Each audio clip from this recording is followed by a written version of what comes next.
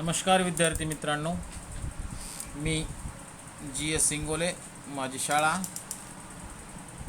अभिनव Vidyavihar high school Purna, तालुका पूर्णा, जिल्हा परभणी. माझ्या या पॉवर पॉईंट प्रेझेंटेशनमध्ये मी सर्वप्रथम सर्वांचे मनपूर्वक स्वागत करतो. वेलकम. आज आपण वर्ग 10वी गणित भाग 2 प्रकरण पहिले सिमिलॅरिटीमध्ये कॉन्व्हर्स ऑफ बेसिक प्रोपोर्शनॅलिटी थेरमचा अभ्यास करणार आहोत. मागच्या व्हिडिओमध्ये आपण बेसिक प्रोपोर्शनॅलिटी थेरमचा अभ्यास केला. थेरम आणि त्याचा कॉन्व्हर्स ऑफ थेरम याच्यामध्ये काय फरक असतो हे इयत्ता 9वीमध्ये आपण प्रकरण 1मध्ये अभ्यासलेलं आहे. जर दिलेलं स्टेटमेंट, थेरमचं स्टेटमेंट कंडिशनल स्टेटमेंट असेल, म्हणजे इफ आणि देनच्या रूपामध्ये असेल, तर त्याला कंडिशनल स्टेटमेंट असं म्हणतो. इफ नंतरचं विधान देन नंतर आणि देन नंतरचं विधान इफ नंतर मांडलं की त्या थेरमचा कॉन्व्हर्स तयार होतो. मग कोणत्याही थेरमच्या कॉन्व्हर्सचा अभ्यास करत असताना अगोदर आपल्याला तो थेरम काय आहे तो पाहावा लागेल. या ठिकाणी सुद्धा आपल्याला बेसिक प्रोपोर्शनॅलिटी थेरमच्या कॉन्व्हर्सचा अभ्यास करायचा आहे, म्हणून बेसिक प्रोपोर्शनॅलिटी थेरम काय आहे ते पाहू. तो थेरम आहे if a line parallel to a side of a triangle intersects the remaining sides in two distinct points, then the line divides the sides in the same proportion. पहा, if आणि then च्या नंतरचं विधान काय आहे. Basic proportionality थेरममध्ये if नंतर दिलेलं वाक्य म्हणजे आपल्याला गिवन आहे, अँटेसिडेंट आहे, म्हणजे त्या विधानाचं पूर्वांग आहे, आणि देन नंतरचं वाक्य म्हणजे त्या विधानाचं उत्तरांग आहे. मग याच्यामध्ये अदलाबदल केल्यानंतर त्या प्रमेयाचा व्यत्यास किंवा कॉन्व्हर्स आपल्याला मिळतो. मग इफ नंतरचं विधान काय. A line parallel to a side of a triangle intersects the remaining sides in two distinct points. Then नंतरचं विधान काय आहे. The line divides the sides in the same proportion. म्हणजे या प्रमेयामध्ये दिलेली माहिती अशी आहे बेसिक प्रोपोर्शनॅलिटी थेरममध्ये की एक रेषा एका बाजूला समांतर आहे आणि सिद्ध करायला काय सांगितलं होतं की ती रेषा इतर दोन बाजूंना प्रमाणामध्ये विभागते. मग आता याचा कॉन्व्हर्स काय होईल. जर एखादी रेषा त्रिकोणाच्या दोन बाजूंना समान गुणोत्तरामध्ये विभागत असेल तर ती रेषा त्या त्रिकोणाच्या तिसऱ्या बाजूला समांतर असते. हा बेसिक प्रोपोर्शनॅलिटीचा कॉन्व्हर्स आहे. कॉन्व्हर्स ऑफ बेसिक प्रोपोर्शनॅलिटी आहे बेसिक प्रोपोर्शनॅलिटी थेरम. मग काय विधान आहे पहा. Theorem if a line divides any two sides of a triangle in the same ratio, then the line parallel to third side. लक्षात घ्या, पुन्हा एकदा परत एकदा सांगतो. जर नंतरचं विधान देन नंतर आणि देन नंतरचं विधान जर नंतर आलं की प्रमेयाचा कॉन्व्हर्स तयार होतो. मग काय होतं बेसिक प्रोपोर्शनॅलिटी थेरममध्ये. जर नंतर विधान काय होतं की एक रेषा एका बाजूला समांतर आहे. तर नंतरचं विधान काय होतं, ती रेषा त्या उरलेल्या दोन बाजूंना प्रमाणात विभागते. मग आता याचा कॉन्व्हर्स काय झाला. त्रिकोणामध्ये एक रेषा दोन बाजूंना प्रमाणात विभागत असेल किंवा सेम रेशोमध्ये डिवाइड्स करीत असेल तर ती रेषा थर्ड साईडला पॅरलल असते. थोडक्यामध्ये या प्रमेयाचा आपण अभ्यास करणार आहोत. ट्रायंगल ABCमध्ये लाईन L ही साईड AB आणि AC P आणि Q बिंदूमध्ये छेदते आणि अशी छेदते की AP आणि PB चं गुणोत्तर AQ आणि QCच्या गुणोत्तराशी समान असते. मग आपण आता APचं आणि PBची लांबी, AQ आणि QCची लांबी एका संख्येनं गृहीत धरू. APची जर लांबी 2 असेल आणि PBची लांबी 4 आहे, AQ या तुकड्याची लांबी 3 असेल आणि QC या तुकड्याची लांबी जर 6 असेल तर तुमच्या सहज लक्षात येईल की L ही रेषा या त्रिकोणाच्या दोन बाजू AB आणि AC ला AP आणि PB चं जे गुणोत्तर आहे 2/4 म्हणजेच 1/2 आणि ए क्यू आणि क्यू सी यांचा जो रेशो आहे 3/6 मीन्स 1/2. मग इकडचाही रेशो 1/2, इकडचाही रेशो 1/2.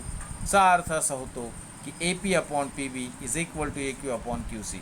चा अर्थ असा होतो की एल ही रेषा ए बी आणि ए सीला प्रमाणामध्ये किंवा या सेम रेशोमध्ये डिवाइड्स करते. लाईन यल ही ए बी आणि ए सीला सेम रेशोमध्ये डिवाइड्स करते आणि ही जर रेषा या दोन बाजूंना सेम रेशोमध्ये डिवाइड्स करीत असेल तर ती रेषा पॅरलल असते तिसऱ्या बाजूला, म्हणजेच यल ही रेषा बी सीला पॅरलल आहे. इन फिगर लाईन यल एक minute. In figure line L intersects the sides AB and side AC of triangle ABC in the points P and Q respectively, and AP upon PB equal to AQ upon QC.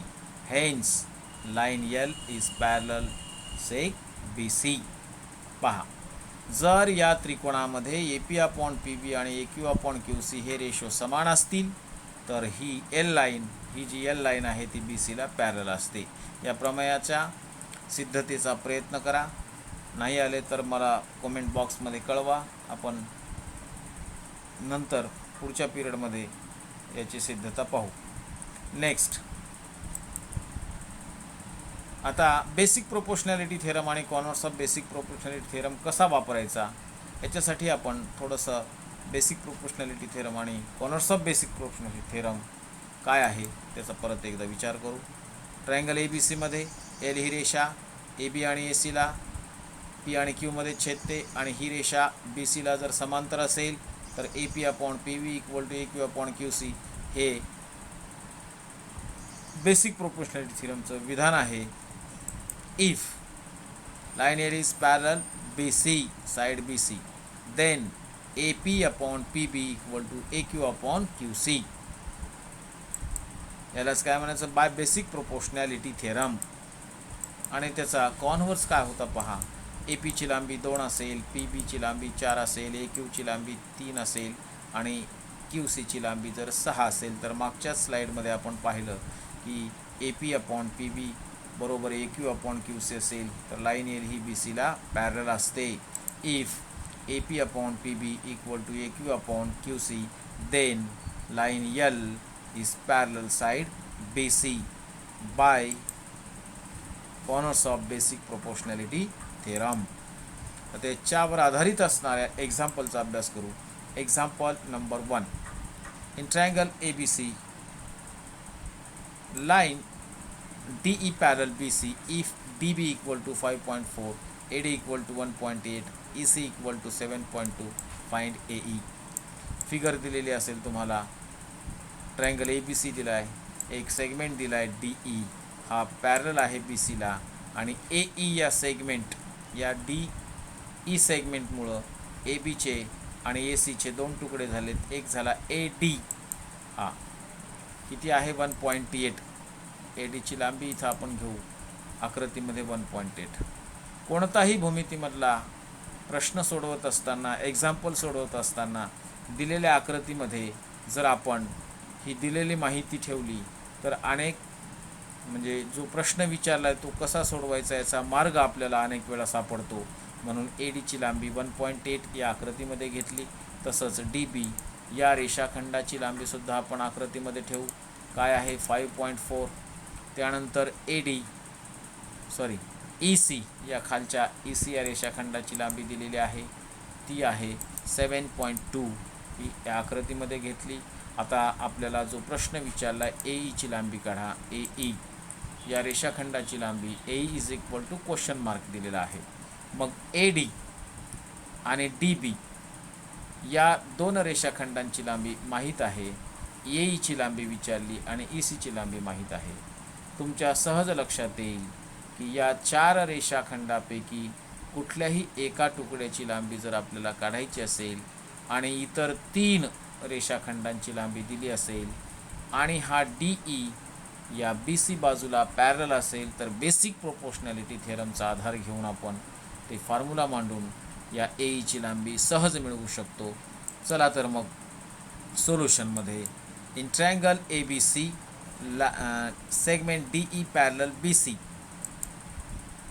काय ते मग A D upon D B is equal to A E upon E C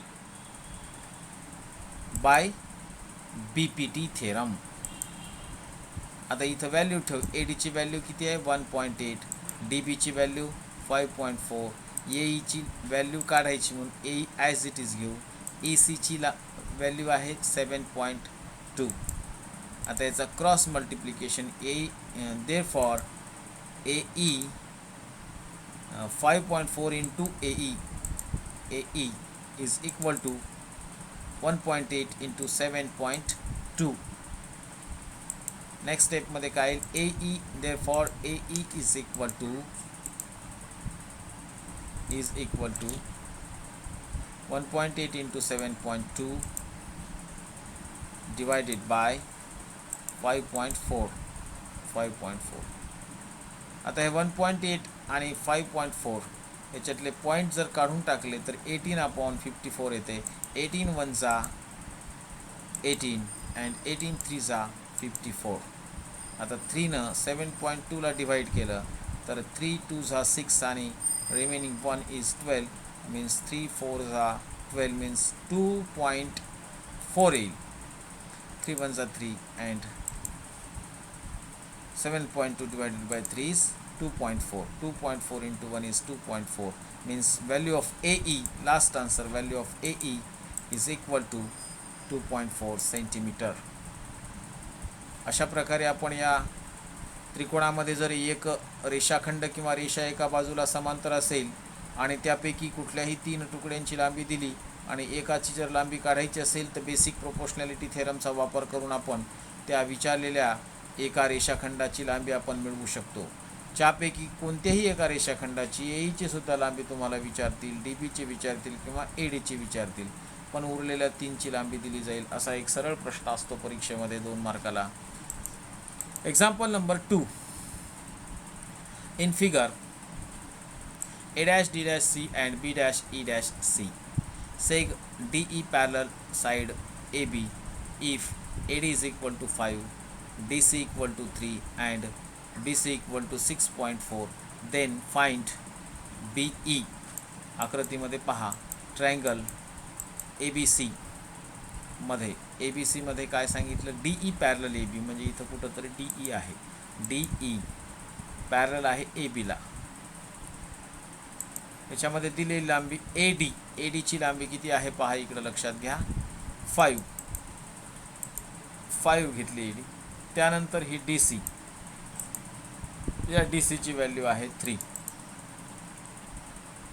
त्यानंतर BC ही पूर्ण लांबी दिली उरलेल्या याच्यामध्ये BC ची 6.4. आता प्रश्न विचारलाय BE ची लांबी काढा. BE या BE ची लांबी काढण्यासाठी आपल्याला BPT थेरम वापरायचा जर असेल तर DE पॅरलल आहे AB पण DC ची लांबी आणि DA ची लांबी माहीत आहे, तसंच CE ची लांबी माहीत पाहिजे तर आपल्याला BE ची लांबी काढता येते. च्याऐवजी तुम्हाला या पूर्ण BC ची लांबी दिली 6.4. जर आपण BE ची लांबी गृहीत धरली x तर EC ची लांबी काय होईल 6.4 मायनस x येईल. मग आपल्याला त्यासाठीच A dash D dash C आणि B dash E dash C ही माहिती दिलेली आहे. कारण B E आणि C हे एक रेषीय असतील तर BE अधिक EC बरोबर BC येते. चला तर मग आपण सोल्युशन पाहू. B dash E dash C given दिलेला आहे. मग या पूर्ण BC ची जी लांबी आहे ही पूर्ण तिचे 2 तुकडे आहेत BE आणि EC. या दोघांची मिळून बेरीज BC येते म्हणून BE plus EC equal to BC. आता BE ची व्हॅल्यू आपण गृहीत धरू. Let BE is equal to x. आता ही व्हॅल्यू इथं ठेवू आणि BC ची 6.4 व्हॅल्यू इथं ठेवू. x plus EC equal to 6.4. आता ईसीची व्हॅल्यू काय येईल तर एक्स इकडे गेल्यानं मायनस होईल. There for EC equal to 6.4 minus x.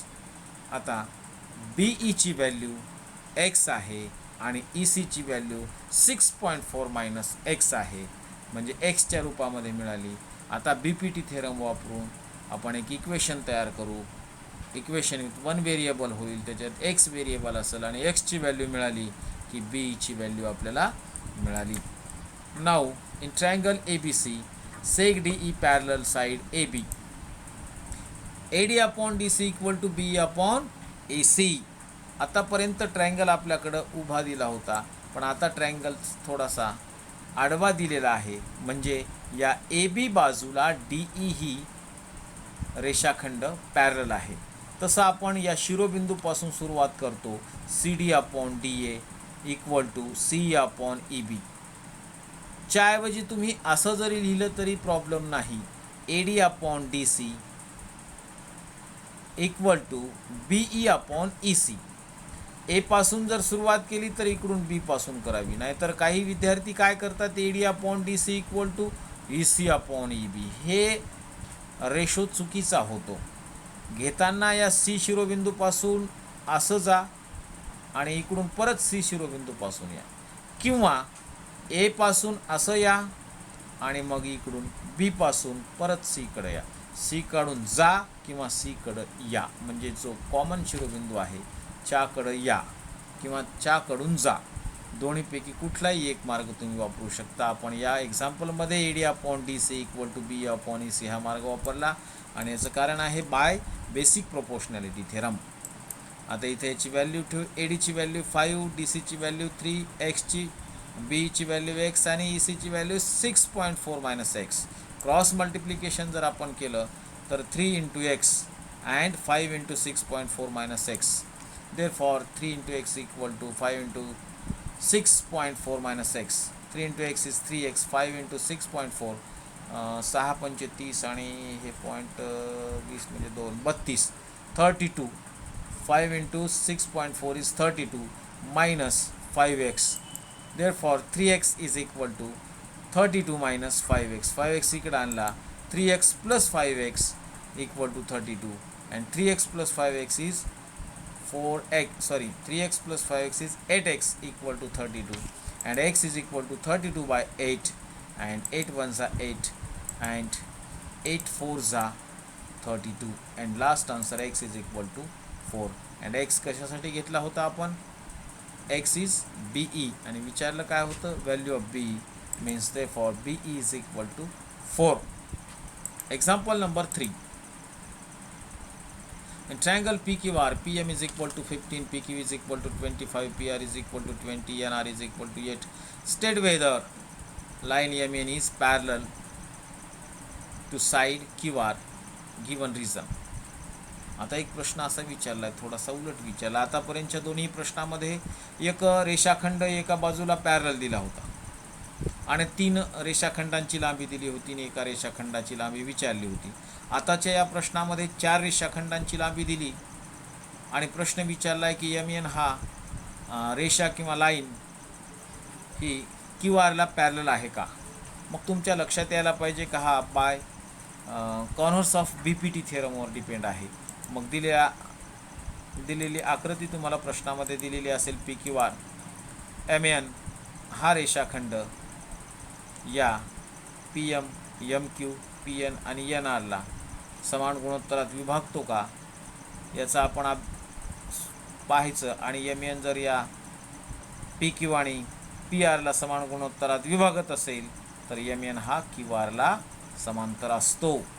मग आपण हे एक्झाम्पल सोडवण्यासाठी सुरुवात करू. सोल्युशनमध्ये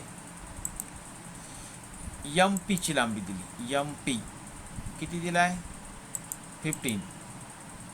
जे किमती दिलेल्या आहेत त्या आकृतीमध्ये ठेवा. मग आपल्याला PQ ची लांबी दिली, PQ किती दिला आहे, 25.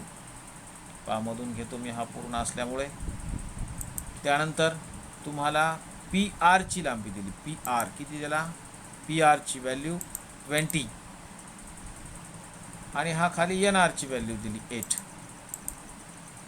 NR ची व्हॅल्यू किती दिली, 8.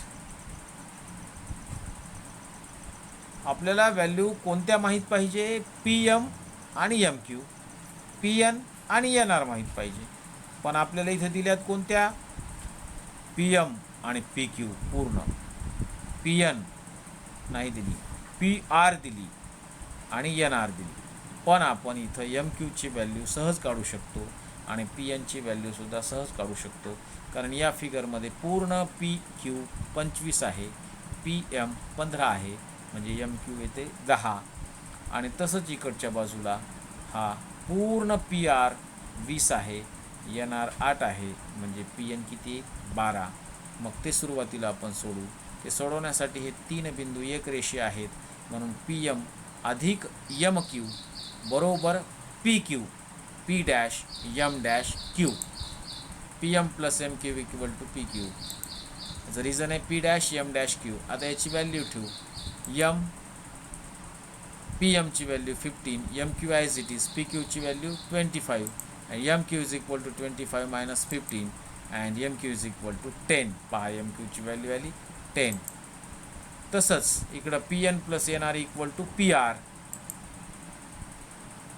P dash N dash R. आता व्हॅल्यू ठेवू आपण. पी आरची व्हॅल्यू इथं 20 ठेवायची आणि एन आरची व्हॅल्यू 8 ठेवायची आणि पी एनची व्हॅल्यू काढायची. P N plus 8 equal to 20, P N is equal to 20 minus 8 and last P N is equal to 12. M क्यूची व्हॅल्यू किती आली 10 आली, पी एनची व्हॅल्यू आली 12. आता आपल्याला या चारही विभाजन झालेल्या खंडांची म्हणजे रेषाखंडांची लांबी माहिती आहे ही. इकडं लक्ष द्या. पी एम आहे 15, एम क्यू काढलेली आहे 10, पी एन आहे 12 आताच आपण मिळवलेली ही 12 आणि एन आर आहे 8. मग आपण अगोदर पी एम आणि एम क्यूचा रेशो काय येतं तो पाहू, नंतर पी एन आणि एन आरचा रेशो काय येते ते पाहू.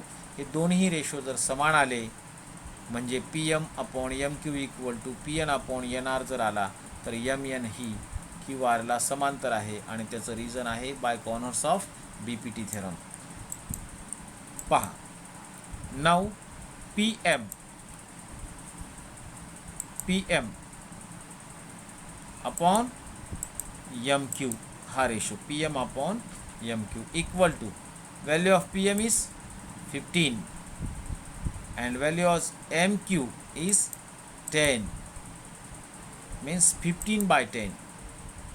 याला सिम्पलेस्ट फॉर्म दिलं तर दोन्हीमध्ये कॉमन मल्टिपल 5 आहे, 5ने डिवाइड केलं 15ला आणि 10ला तर सहज लक्षात येईल 3/2, इक्वेशन नंबर 1. त्याचप्रमाणे इकडची बाजू P N upon N R पाहू. कोणती व्हॅल्यू, बाजू पी एन आणि value of P N and N R. P N upon N R is equal to value of P N is 12 and N R is 8, means 12/8. याच्यामध्ये 4 common multiple आहे, 4 3 12 and 4 2 8, means is equal to 3/2, equation number 2. आता तुमच्या सहज लक्ष येतील equation 1 आणि 2 मध्ये right hand sides equal आहेत म्हणून लेफ्ट हँड साईड्स इक्वल लिहिता आहेत. फ्रॉम इक्वेशन 1 आणि 2 वरून काय येईल, P M upon M Q equal to P N upon N R.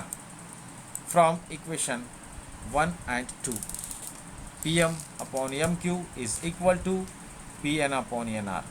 जर एम एन ही रेषा पी क्यू आणि पी आर या दोन बाजूंना प्रमाणात विभागत असेल तर एम एन ही रेषा क्यू आरला पॅरलल असते.